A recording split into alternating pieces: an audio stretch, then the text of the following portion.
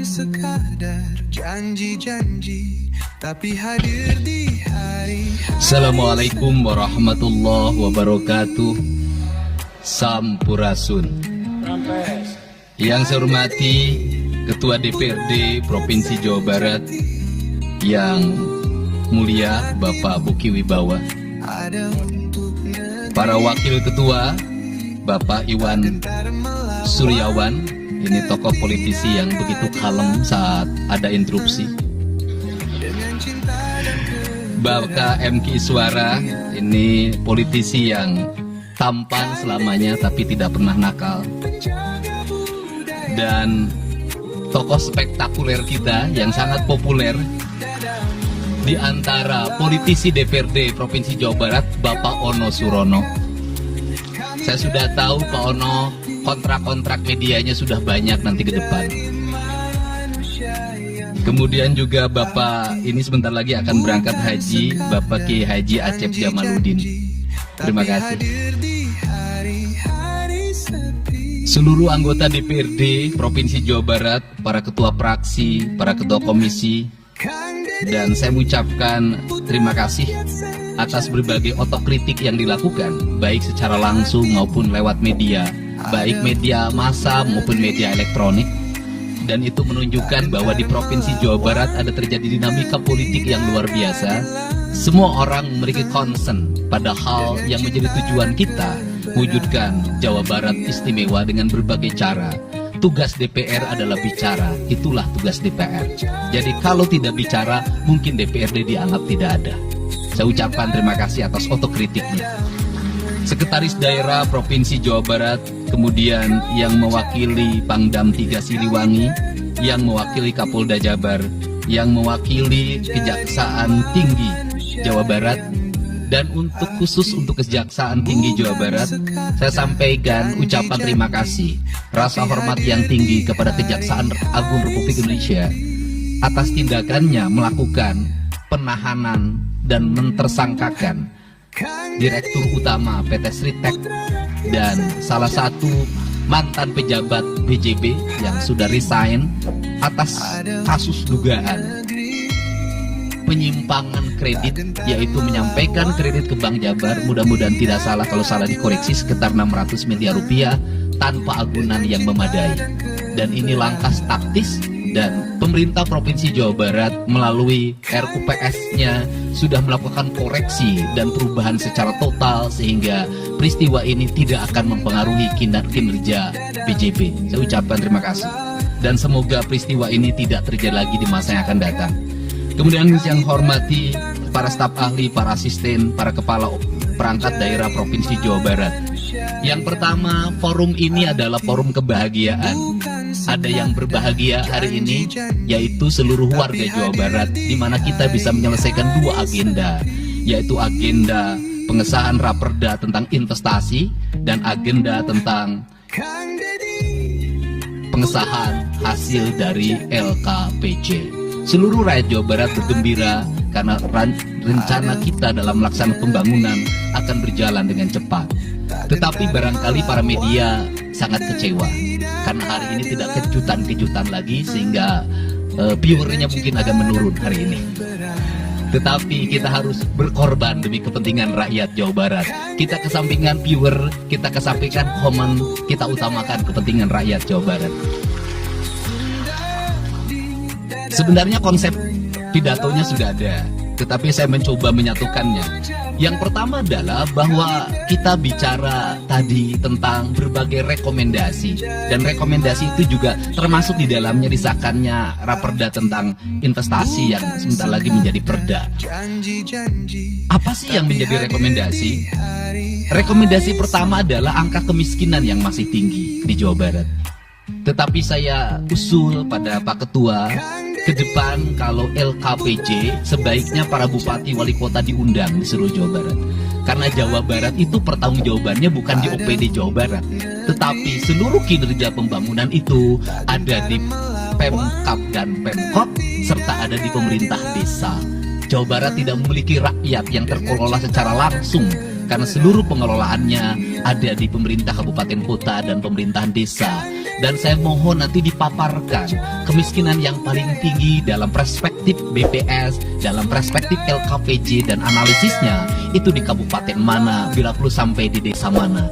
Kemudian angka investasi tertinggi di kabupaten mana, angka investasi terendah di kabupaten mana, infrastruktur yang berproblem di kabupaten di mana, sehingga semuanya terpetakan dengan baik, sehingga nanti kita bisa mengorkestrasi antara pembangunan Provinsi Jawa Barat, pembangunan kabupaten kota, dan pembangunan desa secara bersama-sama dan berkeadilan.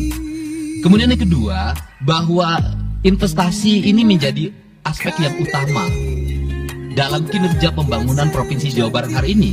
Kenapa? Karena satu, angka kemiskinan kita masih tinggi. Kemudian angka kemiskinan yang tinggi di Indonesia sebenarnya juga dipengaruhi oleh jumlah penduduk yang tinggi, sehingga persentase kecil menurut Jawa Barat, tetapi menurut nasional menjadi besar.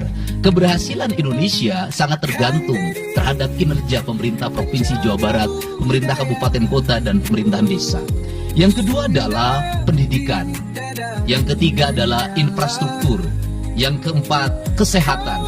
Yang kelima, pengendalian penduduk. Yang keenam adalah pengendalian lingkungan. Kemudian yang ketujuh adalah belanja pemerintah yang masih besar. Belanja tidak langsungnya, yaitu belanja untuk kepentingan pegawai. Yang kedelapan adalah pengelolaan aset. Seluruh rangkaian yang menjadi rekomendasi ini adalah tugas kami untuk meneruskan rekomendasinya. Tetapi yakinlah bahwa apa yang kami lakukan selama ini, langkah-langkah yang seringkali kontroversi, langkah-langkah yang seringkali dianggap one man show, langkah-langkah yang seringkali dianggap terlalu sendiri dan terlalu konten, sesungguhnya adalah langkah-langkah menyelesaikan ini semua. Saya berikan contoh. Kalau saya melakukan operasi terhadap penutupan galian C, penutupan areal-areal pelanggaran terhadap lingkungan, kalau saya mengkoordinasikan terlebih dahulu dengan jajaran saya, bisa jadi operasi saya gagal. Kenapa? Karena begitu rapat, besoknya penambangnya sudah tahu apa yang akan kami lakukan.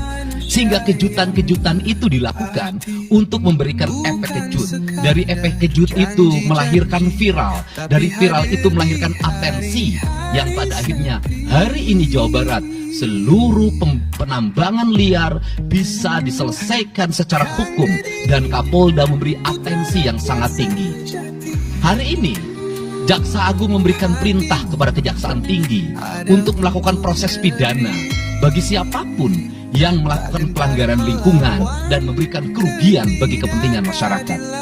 Yang kedua, saya sampaikan juga mengenai bagaimana melakukan penanganan terhadap berbagai problem lingkungan yang terjadi. Nilai tukar petani yang menurun, kemudian musibah bencana alam yang tidak berhenti. Perlu kami sampaikan bahwa Gubernur Jawa Barat sudah mengeluarkan peraturan gubernur yang melarang alih fungsi lahan, yaitu larangan alih fungsi hutan, larangan alih fungsi areal perkebunan, larangan alih fungsi sumber-sumber pengairan, larangan air fungsi daerah airan sungai, dan larangan alih fungsi pesawahan. Yang itu harus segera ditindaklanjuti oleh kabupaten kota dengan melakukan evaluasi tata ruang secara menyeluruh. Karena inilah jalan yang terbaik apabila kita ingin melakukan perubahan lingkungan di Jawa Barat. Kemudian, masih bicara kemiskinan hubungannya dengan pendidikan. Saya sampaikan bahwa problem kita saat ini, saat pemerintah menggratiskan sekolah sampai SMA, swasta masih bayar, maka gratis itu tidak punya makna. Saya tadi di jalan itu bertemu dengan orang-orangnya menangis di depan saya karena seragamnya tidak bisa terbayar. Saya katakan harga seragam berapa? 1,5 juta. Saya balik, jajan anak ibu berapa? Sehari 20.000. Apa sih yang terjadi? Yang harus diperbaiki bukan hanya pemerintah, tapi juga masyarakat harus diperbaiki. Apa yang harus diperbaiki? Ke sekolahnya harus selalu gratis, tapi biaya konsumsi anaknya selalu diikuti. Apa artinya gratis kalau bekal ke sekolah 50.000 per hari? Negara mengeluarkan biaya, tapi orang tua mengeluarkan biaya. Maka kami sudah mengeluarkan surat edaran Yang surat edaran itu sesungguhnya sebagai upaya sistematik dan menyeluruh sampai tingkat pendidikan dasar, walaupun itu bukan kewenangan gubernur, tetapi dari sisi surat edaran gubernur bisa dijadikan landasan bagi para bupati dan wali kota membuat surat edaran yang sama. Apa sesungguhnya yang menjadi alam pikiran saya? Alam pikiran saya, kemiskinan terjadi bukan hanya pada persoalan menurunnya pendapatan, tetapi kemiskinan terjadi yang paling besar adalah karena meningkatnya biaya hidup. Biaya hidup yang tinggi misalnya di sekolah, biaya studi tour, biaya perpisahan, biaya outing kelas, dan berbagai biaya wisudaan. Itu adalah biaya yang tinggi dalam pendidikan. Untuk itu apa yang dilakukan oleh orang tua ketika membelanjakan untuk kepentingan itu? Mereka pinjam bank emo, mereka pinjam bank keliling, mereka pinjam bank pinjol, mereka pinjam MBK, dan mereka pinjam bank Pancasila. Menghentikan ini sesungguhnya saya lagi menghentikan mereka tradisi meminjam uang dalam keadaan terdesak pada para rentenir, dan ini strategi untuk menurunkan kemiskinan. Kemudian yang berikutnya adalah perhatian ketika rakyat sakit, maka pemerintah harus cepat hadir menangani. Kenapa? Karena orang bisa jatuh miskin ke dalam jurang yang lebih dalam manakala dia sakit, tidak ada yang mengobati, BPJS-nya tidak mampu mengcover, biaya untuk ngontrak selama dirawat di Hasan Sadikin tidak punya, biaya untuk makan untuk keseharian tidak ada, sedangkan tulang punggungnya berhenti karena sakit. Ini juga menyebabkan kemiskinan. Kemudian yang berikutnya, kemiskinan terjadi karena rusaknya sumber daya alam, air yang hilang, sumber penghidupan yang hilang, sumber energi yang hilang, sumber protein yang hilang, sumber kalori yang hilang di lingkungan berupa kerusakan lingkungan. Itu akan melahirkan kemiskinan. Maka alam yang tertata sesungguhnya adalah bagian dari upaya untuk menjaga kemiskinan. Kemudian yang berikutnya adalah belanja infrastruktur yang harus meningkat, dan itu di belanja sekarang kita sudah melihat itu adalah bagian dari menyelesaikan problem kemiskinan. Konektivitas infrastruktur sangat penting dalam menumbuhkan ekonomi, tetapi di balik itu kebudayaan rakyat tidak boleh diberubah. Kenapa? Infrastruktur baik bisa jadi tanahnya dijual karena mahal, pada akhirnya menjadi miskin kembali. Infrastruktur harus seiring dan sejalan dengan kerangka berpikir publik yang mengerti akan hak atas tanah. Kemudian yang berikutnya adalah pengendalian penduduk. Booming penduduk di Jawa Barat relatif besar. Untuk itu harus dibuat berbagai upaya untuk menyelesaikan problem kependudukan.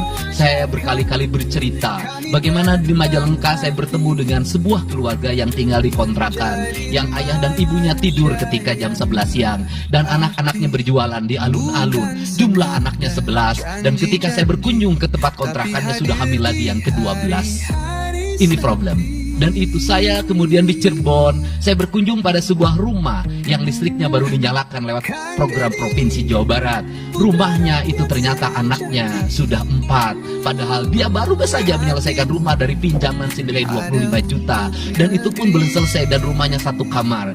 Ketika keluar dari rumah itu, saya bertemu dengan seorang bapak yang meminta kepada saya untuk ber-KB. Anaknya sudah 7, dia tak mau lagi untuk anak yang ke-8. Saya katakan bahwa jumlah anak sangat identik dengan problem kemiskinan. Betul, kemiskinan tidak akan bisa diselesaikan dengan hanya mengatur kelahiran, tetapi setidaknya pengaturan kelahiran adalah bagian dari untuk menekan angka kemiskinan. Dan yang terakhir adalah dari seluruh rangkaian ini adalah belanja pemerintah harus menjadi stimulus bagi kepentingan masyarakat. Maka jumlah-jumlah proyek harus terus segera digulirkan, digelontorkan menjadi kegiatan publik, sehingga banyak orang yang kuli, banyak orang yang nyapu, banyak toko-toko yang buka, semen terjual, besi terbeli, dan kemudian regulasi ekonomi berjalan. Warung-warung bisa menjadi tempat para kuli siang hari makan siang, dan ini adalah bagian dari strategi stimulus ekonomi yang digulirkan oleh pemerintah. Itu memiliki sumbangsi terhadap 12% pertumbuhan. Dan yang terakhir adalah investasi. Investasi itu modalnya ada 3. Yang pertama adalah konektivitas infrastruktur, ketersediaan jaringan air bersih. Kita jujur hari ini saya sampaikan ke DPRD, banyak perusahaan-perusahaan yang masih menggunakan air bawah tanah tapi tidak berizin.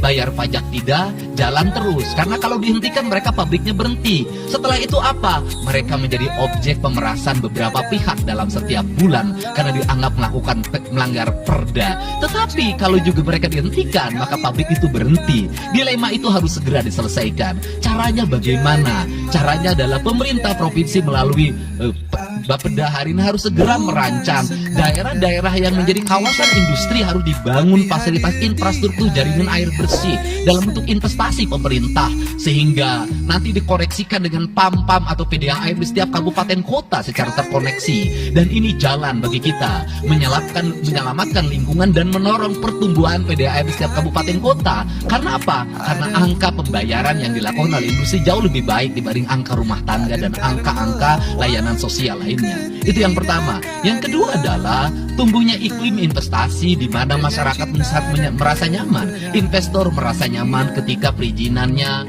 cepat. Saya memberitahukan ya bahwa di Indramayu ada pabrik sepatu yang selama 2 tahun tidak mau buka hanya karena perizinan lingkungan hidupnya belum kelar. Saya ngambil langkah pasang badan, lakukan pembangunan karena itu menyerap 8.000 tenaga kerja. Kemudian di Cirebon juga seperti itu, banyak perizinan yang menggantung bertahun-tahun. Hari ini saya janjikan dalam 1 bulan ini seluruh perizinan di Jawa Barat tuntas dan selesai.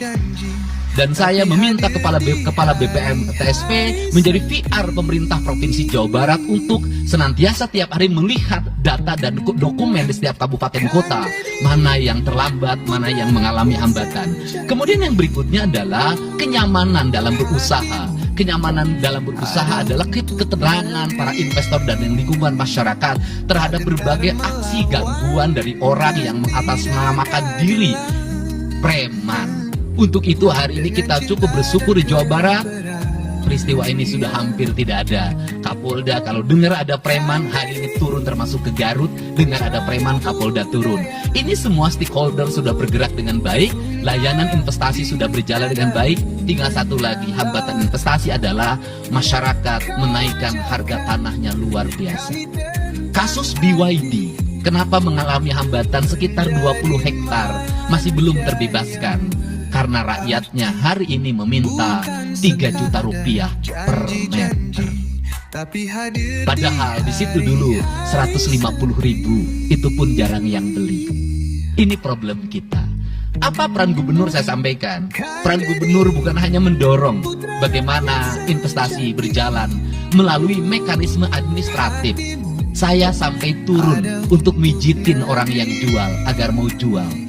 Dan sudah ada beberapa yang berhasil saya rayu, saya dekati dengan harga itu pun tidak terlalu rendah, harganya 1,1 juta. Itu sudah paling murah. Ini yang terjadi di Jawa Barat hari ini. Tidak mudah mengelola sebuah wilayah yang begitu luas, tidak mudah mengelola sebuah daerah yang kabupaten kotanya sudah otonom. Diperlukan pendekatan-pendekatan seorang ayah pada anak-anaknya. Sehingga hari ini saya di Provinsi Jawa Barat, saya tidak memposisikan gubernur. Saya kadang memposisikan menjadi ketua RT, saya kadang memposisikan menjadi ketua RW, saya kadang memposisikan menjadi kepala desa. Kenapa? Karena warga ini perlu disentuh dengan pendekatan emosional yang kebapaan, bukan pendekatan struktural. Untuk itu saya yakin bahwa forum ini adalah forum kebahagiaan bagi kita semua. Kita sudah bisa menyelesaikan 2 agenda besar. Semoga ini menjadi kado terindah bagi masyarakat Jawa Barat. Insya Allah kami akan menjalankan pemerintahan dengan baik. Apa yang kami susun, apa yang kami rancang, dan apa yang kami kerjakan adalah semuanya kami dedikasikan untuk kepentingan masyarakat Jawa Barat. Yang terakhir kami sampaikan juga bahwa kami kemarin sudah melapas 273 anak-anak yang mengikuti pendidikan di Dodik Rindam 3 Siliwangi. Hasilnya bisa dilihat secara terbuka di berbagai tayangan. Air mata tidak akan bisa membohongi kejujuran rakyat dan anak-anak itu. Dan saya sampaikan, hari ini ada 13 orang anak yang tinggal di rumah dinas gubernur. Pada saat yang lain orang tuanya datang menjemputnya, dia menangis. Tak ada satupun orang tuanya yang datang. Seorang menjadi anak yang terbuang. Dan akhirnya saya memutuskan mereka untuk sekolah di Bandung dan tinggal bersama Gubernur Jawa Barat. Ini cara kita menyelesaikan. Saya ucapkan terima kasih pada semuanya. Semoga kebahagiaan menyertai kita semua. Dan saya yakin setelah kegiatan ini kita akan walkout secara bersama-sama. Wallahu muwaffiq ila aqwamit thoriq. Assalamualaikum warahmatullahi wabarakatuh. Sampurasun. Sekali merdeka tetap walk out secara bersama-sama. dengan cinta